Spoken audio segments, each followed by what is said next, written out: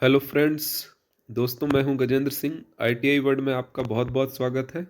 आज हम जानेंगे जो प्रीवियस दो टॉपिक हमने कवर किए उनसे रिलेटेड एमसीक्यू, जिसमें हमने various type of building selection criteria, building bylaws, requirement for fire protection, ventilation, eco friendly and green buildings के बारे में देखा। इसके साथ साथ इनसे रिलेटेड प्रीवियस जो पेपर हुआ था 2012-18 उनमें आए हुए एमसीक्यूज भी देखेंगे। इसमें दो टॉपिक ऐड हुए हैं। लास्ट जो सिलेबस था उसमें ओनली बिल्डिंग बायलॉज थे। तो फर्स्ट क्वेश्चन देखिए, ये 2012 क्वेश्चन नंबर 86 है। As per Indian road Congress IRC 73-1980 के अनुसार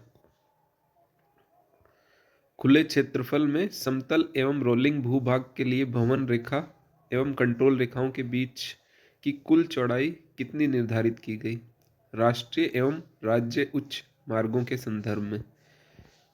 इसका चार ऑप्शंस दिए गए हैं, 80 metre and 150 metre. One right answer है।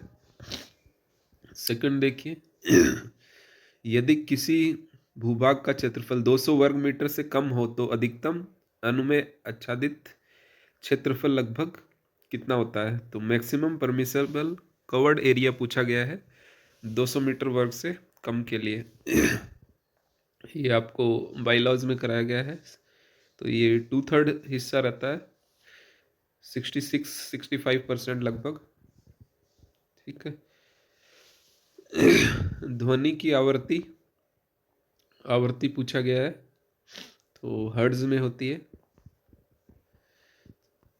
फोर्थ, बाथरूम का न्यूनतम क्षेत्रफल 1.8 वर्ग मीटर होता है। विश्व स्वास्थ्य संगठन के अनुसार आवासीय क्षेत्रफल में शोर ध्वनि की अधिकतम मात्रा पूछा गया है, तो अप टू 55 होता है, तो 650 डेसिबल राइट आंसर हो जाएगा। किसी इमारत के विभिन्न कमरों और फर्श के बीच संपर्क संचार को क्या नाम दिया गया है, तो ये आपको करवाया गया है। सर्कुलेशन बोला जाता है इनके बीच में जो संपर्क क्षेत्र होते हैं। परिसंचरण। तो लास्ट दोनों प्रीवियस 2012-18 मिला के ये 6 क्वेश्चन आए हुए हैं। तो इस बार भी इससे हो सकता है 5-6 क्वेश्चन टोटल आए तीनों टॉपिक मिला के। इससे रिलेटेड कुछ सैंपल इंपॉर्टेंट एमसीक्यूज देखते हैं। आवासीय भवन के लिए स्थल चयन करते समय सबसे महत्वपूर्ण कारक कौन सा है। चार ऑप्शंस दिए गए हैं। परिवहन के पास होना, मिट्टी की स्थिति, जल की उपलब्धता, उपयुक्त सभी। तो राइट आंसर हो गया उपयुक्त सभी। सभी कारक महत्वपूर्ण भूमिका निभाते हैं इसमें। सेकंड देखिए, भवन उपनियमों का मुख्य उद्देश्य क्या है। निर्माण की लागत तय करना, सुरक्षा और स्वास्थ्य मानकों को सुनिश्चित करना, निर्माण समय को कम करना, भवन की ऊंचाई बढ़ाना। तो बिल्डिंग बायलॉज का मेन पर्पज है सुरक्षा और स्वास्थ्य मानकों को सुनिश्चित करना। थर्ड देखिए, शहरी क्षेत्रों में निर्माण स्थल का चयन करने में कौन सा कारक मुख्य कारक है। तो प्राकृतिक संसाधनों तक पहुंच, श्रम की उपलब्धता, सड़कों तक पहुंच, कच्चे माल की उपलब्धता। तो इसका राइट आंसर हो जाएगा शहरी क्षेत्रों के लिए सड़क तक पहुंच मेन क्राइटेरिया हो गया, मेन फैक्टर हो गया। फोर्थ देखिए, which material is commonly used for fire resistance buildings.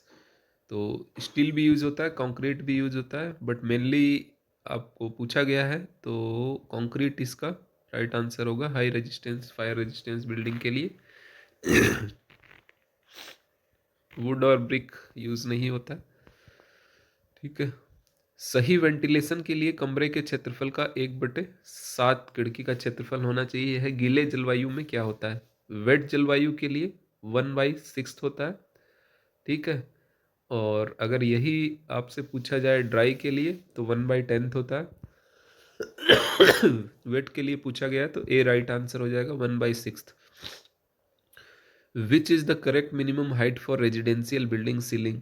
तो सीलिंग हाइट आपको बताया गया है already 2.5 metres approx, 2.4 note down किया गया है। तो चारों ऑप्शंस देखेंगे, जो आपका बेस्ट ऑप्शन होता है उसे सेलेक्ट करना होता है। तो 2.4 मीटर, 2.5 मीटर। प्रति व्यक्ति प्रतिदिन न्यूनतम जल आपूर्ति शहरी क्षेत्रों के लिए पूछा गया है। भवन उपनियम के अनुसार शहरी क्षेत्रों में प्रति व्यक्ति प्रतिदिन न्यूनतम जल आपूर्ति कितनी होनी चाहिए? तो इसके लिए 70 to 100 liters. According to building bylaws, urban area require minimum 70 to 100 liters of water per person per day. 8. What is the main advantage of using eco-friendly materials? In eco-friendly material construction में use करने से क्या benefit होता है? Reduce environmental effect impact. ठीक है, सी right answer हो जाएगा इसका। 9 देखिए, what is the purpose of fire escape staircase in a building? भवन में अग्नि निकासी सीढ़ी का मुख्य उद्देश्य क्या है? तो आग के मामले में एक से अधिक वैकल्पिक निकासी का मार्ग प्रदान करना है। नॉर्मली सिंगल निकासी तो रहता ही है, बट फायर के केस में एक सेपरेट वे दिया जाता है, रूट दिया जाता है निकलने का। 10 देखिए, what is the recommended width of a main entrance door in residential building according to building bylaws? Main entrance door width पूछा गया है रेजिडेंशियल बिल्डिंग के लिए, तो 900 mm मिनिमम रहता है। Which of the following is an important principle for building bylaws? Sunlight and ventilation mandatory है। Economical design भी उसी में आता है। फंक्शनल लेआउट, तो all of the above. What is the minimum width? ठीक है, आवासीय भवनों में आवागमन में आसानी के लिए गलियारे की न्यूनतम चौड़ाई क्या है? अभी गेट की पूछा गया था 900, गलियारा की मिनिमम हो जाएगी 1 metre. What is the standard height of door in residential building? Door की हाइट आपकी 2.1 मीटर स्टैंडर्ड हाइट है रेजिडेंशियल के लिए। अगर ये व्यवसायिक के लिए पूछा जाता है तो इनसे हाई होता है, जितना दिया गया उससे प्लस होता है, वो अलग से नोट डाउन करवाया गया है आपको, इसीलिए यहाँ रिपीट नहीं किया। What is the main purpose of fire resistance wall in building? तो ये क्या करता है? To prevent the spread of fire, आग के फैलाव को रोकता है। बी राइट आंसर हो जाएगा। What is the primary concern in design of green building? Primary concern green building के लिए एनर्जी इफिशिएंट होना होता है। Cost reduction, ease of construction, सौंदर्यात्मक मूल्य, एस्थेटिक वैल्यू। ठीक है, तो बी राइट आंसर होगा। 16 देखिए, विच of the following is not requirement for fire protection in buildings? तो 4 ऑप्शन दिए गए हैं इसमें। Fire extinguisher, smoke detector, fire exit science चाहिए अपने को, और एयर कंडीशनर इससे रिलेटेड नहीं है। 17 which of the following is key benefit of eco friendly building? Reduced energy consumption. चारों ऑप्शन देखेंगे उसमें B reduce right energy consumption, ऊर्जा खपत में कमी। 18 देखिए, what is the minimum fire resistance rating for a building's exterior wall? Exterior wall के लिए आपका 60 मिनट्स एंड इंटीरियर का पूछता है तो 30। ठीक है, 30 मिनट्स यह है आंतरिक दीवारों के लिए। 90 एंड 120 ये रेटिंग उच्च जोखिम वाले क्षेत्रों में। एक्सप्लेनेशन देखिए इसका, बड़े भवनों के लिए। 19 what is the purpose of green belt? शहरी योजना में ग्रीन बेल्ट का उद्देश्य क्या है? तो इसका मेन उद्देश्य चारों में से टू प्रिवेंट अर्बन स्पेरवेल, शहरी विस्तार को रोकना है।